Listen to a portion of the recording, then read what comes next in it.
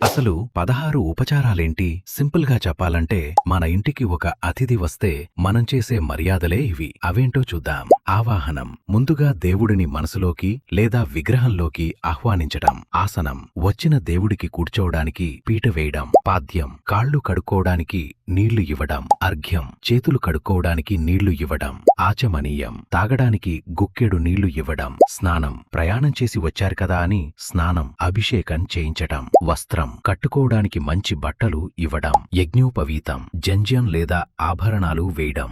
గంధం. సువాసన కోసం గంధం పూయడం. పుష్పం. అలంకరణ కోసం పూలు సమర్పించటం. ధూపం. మంచి సువాసన కోసం సాంబ్రాణి వేయడం. మంగళహారతి. దీపం. చీకటి పోగొట్టి వెలుగును చూపించటం. నైవేద్యం. ఆకలి తీర్చడానికి భోజనం పెట్టడం. తాంబూలం. భోజనం తర్వాత తాంబూలం ఇవ్వడం. నమస్కారం. మన కోరికలు చెప్పుకుని దండం పెట్టుకోవడం. ఉద్వాసనం. పూజ అయ్యాక మళ్లీ రమ్మని కోరుతూ వీడ్కోలు చెప్పడం.